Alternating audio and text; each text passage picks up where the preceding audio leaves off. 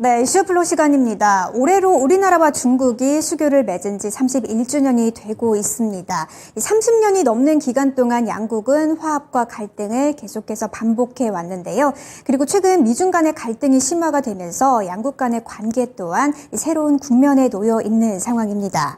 6.25 전쟁 당시 중국이 북한을 지원을 하면서 오랜 적대 관계였던 우리나라와 중국은 1992년 노태우 정부 시절이죠. 정전 39년 만에 적대 관계를 청산을 하고 한중 수교를 체결을 한 바가 있습니다.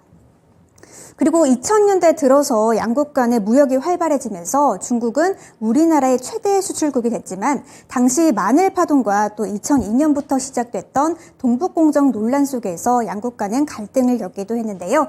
그리고 2008년 이명박 정부 시절로 넘어가 보게 되겠습니다. 이명박 대통령의 방중과 또 당시 후진타오 중국 국가주석의 방한을 계기로 양국은 전략적 동반 협력 관계에 합의를 하게 됩니다. 그리고 이명박 정부를 넘어서서 이 박근혜 정부로 넘어서면서 양국 간의 관계는 조금 다이나믹하게 변화를 하게 됩니다. 2014년에는 시진핑 국가주석이 북한보다도 우리나라를 먼저 방한하면서 양국 간의 관계에는 훈풍이 불어들었는데요. 이에 화답해서 당시 박근혜 대통령은 2015년 9월 서방 국가들이 보이콧했던 중국의 전승절 열병식에 참석을 하면서 두 나라 간의 밀월시대 개막을 보여준다라는 평가가 나오기도 했습니다. 그리고 2015년이죠. 한중경제협력의 새로운 이정표인 한중자유무역협정 FTA가 3년여 만의 협상 끝에 2015년 9월부터 공식적으로 발효가 되기 시작을 하고요. 이렇게 관계가 좋아지나 싶었는데 2016년부터는 다시 관계가 조금씩 틀어지게 됩니다. 2016년에 우리나라가 사드 배치를 확정을 하면서 중국 쪽에서는 한한령 등 보복 조치를 단행하게 됐고요. 한중 관계는 악화되게 됐는데요. 최근 한미일 정상회담에서도 나타났듯이 또 미국이 중국을 배제하는 외교 전략을 택하면서 미중 간의 갈등 또한 심화가 되고 있는 상황이죠. 더불어서 이번에 일본이 후쿠시마 오염수를 방류하게 되면서 중국은 반일 감정을 상당히 강하게 드러내고 있는 상황인데요. 이 때문에 한중 관계 또한 이번에 새로운 시험대에 놓이게 된 상황이죠. 여기서 오늘의 이슈 공개합니다. 네, 오늘의 이슈입니다. 중국의 부양책 본격화, 관계 개선, 한중 관계인데요. 한중 관계의 해석은 김영일 전문가와 함께 이슈플로 통해서 만나보시죠. 네, 자 들으셨다시피 지금 이제는 중국에서 유커들이 오고 있다. 중국 정부에서 먼저 움직인 거죠. 자, 그런 다음에 이제 정치적으로도 같이 좀 더 이런 내용들을 더 강화시킬 수 있을지 이런 시점이 다가온 것 같습니다. 자, 관련해서 어떠한 것들을 좀 예상해 볼 수 있고 종목들까지 함께 가져가 보시죠. 김영일 전문가입니다. 안녕하십니까? 네, 반갑습니다. 김영일 전문가입니다. 네, 자 오늘은 한국과 중국에 대한 이야기를 나눠 주실 건데요. 자, 첫 번째 플로우부터 좀 체크를 해 보겠습니다. 자, 우선 윤석열 대통령과 시진핑 주석의 만남이 성사가 되느냐? 지금은 확정되진 않았습니다. 계속 물밑에서 얘기가 오고 가고 있는 시점이라고 보시면 될 것 같고요. 자, 두 번째는 중국 관련주들의 흐름들, 마지막으로 투자 전략까지 이어가 보겠습니다. 자, 우선 한국과 중국 물꼬를 좀 틀 수 있을지 좀 세부적인 설명 부탁드립니다.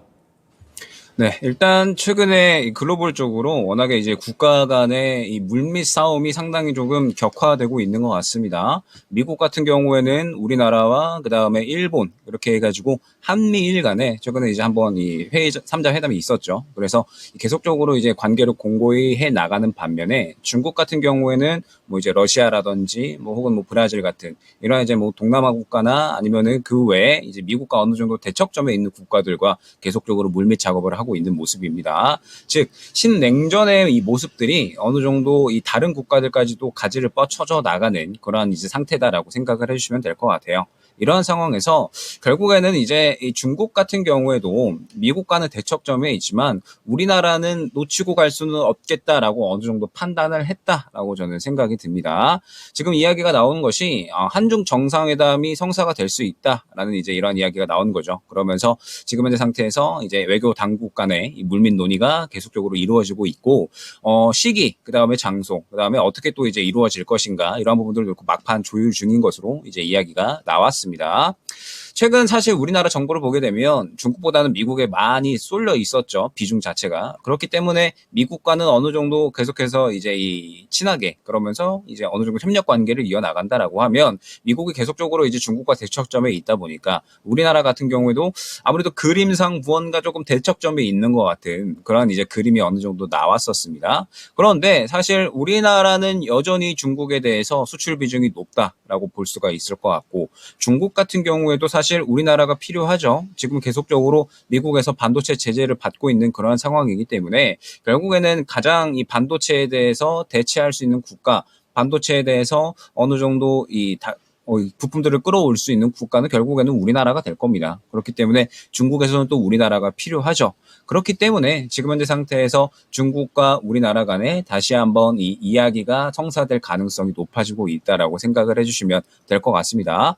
작년 같은 경우에 G20 정상회의를 계기로 이제 이 중국과 이 정상회담이 또 진행이 됐었거든요.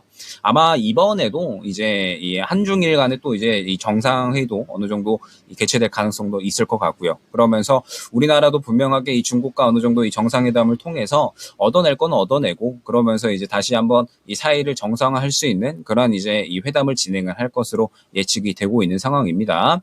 워낙에 지금 현재 상태에서 뭐 우리나라도 그렇고요. 뭐 그다음에 중국도 그렇고요. 무언가 이 완전하게 한쪽의 편만 들기에는 지금 상황에서는 사실 글로벌적인 상황이 굉장히 이 어지러운 상황이잖아요. 그렇기 때문에 결국에는 항상 이 외교 관련된 부분을 이야기를 할 때 줄타기가 중요하다라는 부분을 많이 이제 말씀을 드렸었던 것 같습니다. 우리나라 같은 경우에도 결국에는 미국과 그다음에 중국 대척점에 있는 그런 이제 국가 사이에서 결국에는 미국이 요구하는 바와 중국이 요구하는 바는 어느 정도 정해져 있거든요. 미국은 계속해서 중국을 함께 견제하기를 원하는 거고 중국 같은 경우에는 미국이 계속해서 견제를 하면서 무언가 이제 이 부품들을 수급하고 이 제조업을 진행을 하는데 문제가 생기니까 이 부분에 대해서 이제 우리나라 협력 관계를 계속해서 진행을 하기를 원하는 거거든요.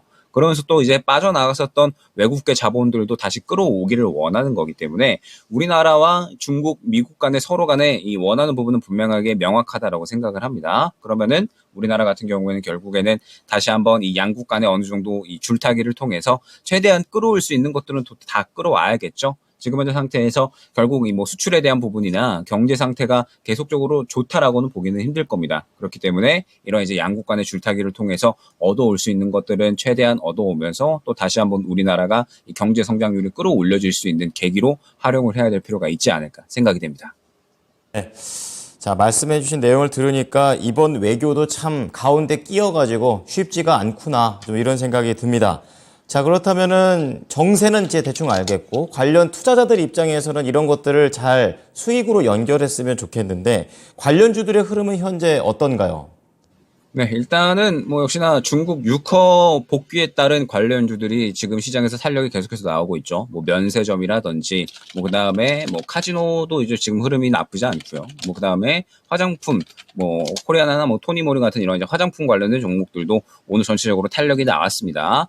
다만 이제 아쉬운 점은 무엇이냐라고 하면 오늘의 흐름을 봤을 때 어느 정도 차익 실현이 나오는 흐름이 조금 더 강하게 나왔던 것 같아요.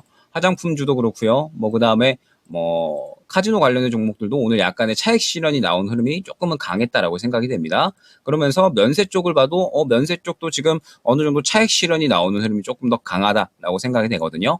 아무래도 그동안에는 기대감이 분명하게 형성이 됐었죠. 기대감이 분명하게 형성이 되면서 시장에서 탄력이 꾸준히 나왔었지만 이제 어느 정도 이제 유커가 돌아오면서 이제 유커가 돌아온 효과를 분명히 어느 정도 맞이하고 있다. 이런 긍정적인 이야기들이 나오고 있죠. 눈에 확인이 됐기 때문에 이제 여기에서 기대감은 어느 정도 소멸하는 구간이 아닐까라고 생각이 돼요. 그러면서 지금 현재 구간에서 기대감이 소멸되고 다시 한번 이제 상승이 나오려면 눈에 띄는 이제 실적이 또 어느 정도 나와줘야 되지 않을까라고 생각이 되거든요. 지금 현재 상태에서는 이제 유커가 돌아오면서 하반기 실적이 좋아질 것이다라는 기대감이 저는 작용을 했다라고 생각을 하고 있고 이제 여기에서 다시 한번 추가적인 탄력이 나오려면 3분기의 실적이 또 좋게 나오는 쪽이 다시 한번 상승이 나올 수 있지 않을까라고 생각을 하고 있기 때문에 지금 이렇게 이제 차익 실현이 나오는 구간에서는 슬슬 또 신중하게 봐야 되는 구간이 아닐까 생각이 됩니다. 중국 관련주들은 어느 정도 최근에 기대감에 의해서 탄력이 나왔었지만 차익 실현이 나오는 흐름을 어느 정도 진행이 되고 있기 때문에 그리고 제가 앞서서 여러 번 말씀을 드렸었지만 결국에는 이 파월 의장의 발언이 어떻게 나오든지 강세 시장은 계속해서 좀 이어질 거다라고 말씀을 드렸었죠. 지금 현재 시장에서 아무래도 개별주 종목 장세가 계속해서 좀 이어질 것으로 보여지고 있기 때문에 중국 관련된 종목들은 항상 이제 이 단기적인 트레이딩 관점으로, 그리고 지금은 약간의 이 차익 실현이 진행이 되고 있는 그러한 모습이 많이 나오고 있기 때문에 지금 현재 상태에서는 조금 더 이제 이 새롭게 수급을 받아올 수 있는 종목 쪽으로 시선을 돌리는 게 좋지 않을까 생각이 됩니다. 네. 네. 중국 관련주는 한파도 지났고 매매의 관점에서 접근해 보자. 이렇게 또 얘기를 해줬네요. 자, 마지막으로 관련된 종목들 전략 잡아주십시오. 네, 일단은 한중 관계 개선에 따라서 이제 이 회담이 진행이 될 수가 있는 거잖아요. 만약에 회담이 진행이 된다라고 하면 다시 한번 좋은 이야기는 나올 수가 있습니다. 관련주들이 탄력을 받을 수가 있고요. 다만 지금 현재 상태에서 관련주들을 봤을 때 무언가 차익 실현이 나오는 흐름은 어느 정도 진행이 되고 있다라는 점 참고해 주시면 좋을 것 같고, 그러면서 결국에 이제 이 외교 관계에서 우리나라가 취할 수 있는 이득에 대한 분야가 무엇인지가 이제 중요할 것 같아요. 그럼 결국 그 이득에 대한 분야는 아무래도 이 뭐 반도체라든지 미국에서 이제 이 제공할 수 없는 부분에 대해서 우리나라가 제공할 수 있을 때 뭐 그러한 부분들에 대해서 우리가 반사수혜를 받을 수 있는 부분이라든지 분명하게 이제 이야기가 나올 수 있는 것들이 있을 거거든요. 조금 더 가지를 넓혀서 수혜를 받을 수 있는, 외교 관계에서 수혜를 받을 수 있는 산업군 쪽으로도 한번 봐주시는 게 좋을 것 같고, 이 부분이 이제 또 핵심이 될 겁니다. 주말간에 이제 이 파월 의장의 발언이 이제 지나갔죠. 뭐 결론적으로 보게 되면 결국에는 데이터 보고 이야기하자. 금리 인상에 대한 부분은 분명하게 계속해서 잡고 있어야 되지만 금리에 대한 부분은 결국 데이터를 보고 결정을 하겠다. 결국에는 중립적인 입장이 조금 더 이제 강했다라고 생각이 되거든요. 그렇기 때문에 지금 미증시 같은 경우에도 이제 금요일 날 올랐었고, 우리나라 같은 경우에도 오늘 추가적으로 상승이 나와주고 있는 모습을 확인을 할 수가 있습니다. 그러면 지금 현재 상태에서 이제 이 결국 FOMC가 중요해진 거거든요. 이번 이 잭슨홀 미팅에서의 파월 의장의 발언은 결론적으로 중립적으로 나왔기 때문에 방향성을 정해주지 않은 겁니다. 방향성을 정해주지 않았기 때문에 시장은 올라가기에도, 그렇다고 크게 하락을 하기에도 애매해진 구간에 도달을 했다라고 생각을 해주시면 될 것 같아요. 지금 보게 되면 뭐 코스닥이나 혹은 이제 뭐 코스피나 어느 정도 바닥을 잡아주는 그림새에 있기는 하거든요. 다만 여기에서 무언가 큰 상승이 나오기에는 결국에는 뚜렷한 방향성이 나오기 전까지는 조금 힘들 것이다라고 보고 있고, 그렇다라고 한다면 결국에는 개별주 종목 장세가 계속해서 이어질 수밖에 없다라고 생각을 해주시면 될 것 같습니다. 오늘 같은 경우에는 보게 되면 결국에는 또 이제 원전 관련주들이 완전히 치고 나가는 모습을 볼 수가 있잖아요. 그동안에 또 이제 조용하다가 원전 관련주들이 일제히 오늘 다 수급을 받아주는 모습을 확인을 할 수가 있습니다. 그러면 이제 원전 관련주들이 한번 수급을 받았으니까 원전 관련주들 이번 주에 조금 더 이제 갈 수가 있겠구나. 그러면 원전 관련주들에 이어서 뭐 배전만 관련된 종목들도 추가적으로 상승이 나올 수가 있겠구나. 뭐 이런 식으로 이제 어느 정도 가지를 뻗어 나갈 수가 있는 거고요. 지금 앞으로의 이 FOMC까지의 시장은 아마 저는 계속해서 이런 식으로 진행이 될 거다라고 생각을 합니다. 계속적으로 이제 새로운 이슈가 나오게 되면서 기존의 이 이슈를 탔었던 종목들은 오늘처럼 뭐 화장품이나 면세, 뭐 카지노처럼 빠르게 차익 실현이 나오는 모습이 분명하게 진행이 될 수 있다라고 보고 있고, 그러면서 새로운 이슈가 나오는 종목들은 또 순식간에 이렇게 이 빠르게 치고 나가버리는 그러한 모습이 나타날 수 있다라고 생각이 되거든요. 그러면 이제 이렇게 치고 나가는 모습들이 나올 때 기존의 이 관련된 종목들을 보게 되면 오르비텍 같은 이러한 종목들은 기존의 수급이 굉장히 잘 차 있었던 모습을 확인을 할 수가 있습니다. 그러면 종목 선별에 대한 부분은 이제 어느 정도 여러분들이 하실 수가 있다라고 생각이 되는 게, 원전 관련주들이 오늘 치고 올라가네라고 했을 때 그러면은 과연 어떤 종목의 수급이 잘 차 있을까를 봤을 때 오르비텍이 그동안에 굉장히 수급이 잘 차 있었거든요.